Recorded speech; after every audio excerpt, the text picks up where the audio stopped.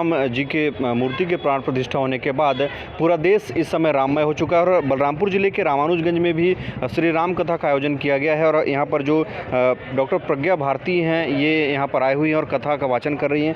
कथा किस घर में बनती है? जिस घर में भगवान शंकर की कदे विशेषताएं हैं, अनेकता में एकता हो। हमारे घर में 5 लोग हैं, 5 के अलग अलग। हम इनसे सीधे बातचीत करेंगे और इनसे जानने की कोशिश करेंगे कि क्या कहेंगे आप, जो अयोध्या में प्रभु श्री राम मंदिर का निर्माण हो रहा है और प्रभु श्री राम की मूर्ति का प्राण प्रतिष्ठा भी हो चुका है, पूरा देश इन दिनों राममय हो चुका है। बहुत बहुत बधाई हो सबसे पहले तो प्रभु श्री राम के इस मंगल महोत्सव की, भगवान की प्रतिष्ठा की। और मेरा सौभाग्य रहा कि मैं उस प्रतिष्ठा की साक्षी रही। 22 तारीख को मैं अयोध्या जी में ही थी और मैंने उस क्षण को, उस पल को जिया है जिस पल भगवान श्री राम वहाँ विराजमान हुए। और इस समय पूरा विश्व राममय हो गया है। जिन राम को लोगों ने केवल सुना था, पढ़ा था, अब वो राम साक्षात प्रकट हो गए हैं और उन राम का दर्शन करके लोग आनंदित हो रहे हैं। रामानुजगंज वासियों का अत्यंत सौभाग्य है कि इस मंगल उत्सव पर हम सब यहाँ पर भगवान राम की पावन कथा श्रवण कर रहे हैं। अब 9 दिन के लिए अयोध्या का ही रूप धारण कर लिया है रामानुजगंज ने। यहाँ के लोग अयोध्यावासी बन कर के और बड़े भाव से कथा सुन रहे हैं। ये बहुत लंबी लड़ाई थी, ये बहुत 500 वर्ष की प्रतीक्षा के बाद न जाने हमने कितनी पीढ़ियों को खोया, न जाने कितनी हाथों की चूड़ियां गई, न जाने कितनी मांगों के सिंदूर उजड़े, न जाने कितनी माताओं की कुख गोद खाली हुई, न जाने कितनी बहनों के भाई गए, तब जाकर के हमने ये सुंदर अवसर प्राप्त किया है। कई लोगों के बलिदान पर, कई लोगों के त्याग पर और कई लोगों की तपस्या पर राम जन्मभूमि का ये सुंदर जो मुद्दा था उस पर हमने विजय हासिल की है। और इस विजय हासिल करके हम भगवान राम के, हमारे इष्ट आराध्य को दिव्य भव्य मंदिर में प्रतिष्ठित कर पाए। देर ही सही लेकिन एक बेहतर न्याय कह सकते हैं इसे। बिल्कुल, एक कहावत आप भी जानते हैं, देर है पर अंधेर नहीं है।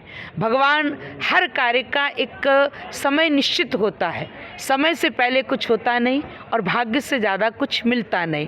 भगवान श्री राम का भी समय निश्चित था।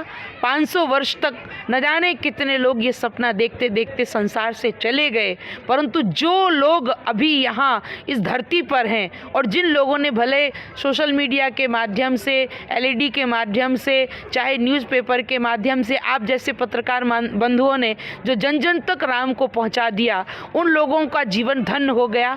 भगवान ने बड़ी कृपा की। अगर कोरोना काल में हम चले गए होते तो शायद इस दृश्य को देखने से हम भी वंचित हो जाते।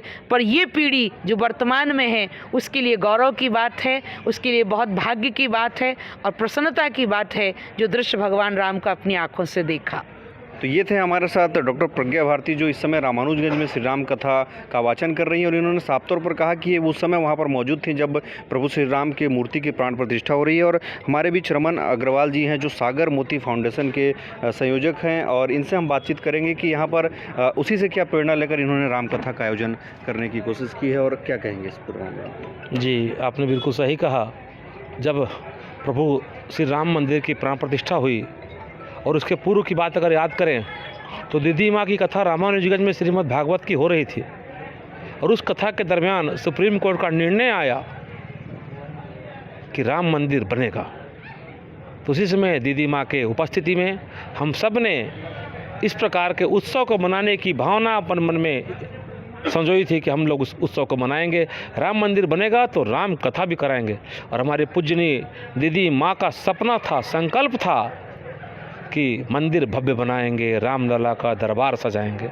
दीदी माँ का सपना साकार हुआ और आज परम श्रद्धेय भारत के नहीं अपितु पूरे विश्व के सर्वमान्य नेता आदरणीय श्रीमान नरेंद्र मोदी जी के नेतृत्व में, आदरणीय श्रीमान योगी जी के नेतृत्व में अयोध्या में रामलला का दिव्य दरबार 22 जनवरी को सजा। और इसकी सूचना हम सबको 6 महीने पहले ही प्राप्त हो रही थी। पूरे भारत को पता था कि रामलला का दरबार सजने वाला है। हमने पूजनीय दीदी माँ से बात किया। दीदी माँ की कथा कहीं और फिक्स थी। दीदी माँ ने हमारे आग्रह को स्वीकार करते हुए रामानुजगंज में राम कथा करने का निर्णय लिया। मैं आपके माध्यम से पूजनीय दीदी माँ के प्रति बहुत बहुत धन्यवाद ज्ञापित करता हूँ, उनके श्री चरणों को प्रणाम निवेदित करता हूँ और सभी सनातनियों को अयोध्या में श्री राम मंदिर स्थापना की बहुत बहुत बधाई देता हूँ। और यह जो कथा हुई अयोध्या के उस उत्सव की कथा है। अयोध्या में प्रभु श्री राम दरबार के प्राण प्रतिष्ठा होने के उपलक्ष्य में, खुशी में यह राम कथा, राम जी के जीवन के चरित्र को हम सभी सुने और अपने जीवन में राम जी के चरित्र को उतारने का प्रयास करें।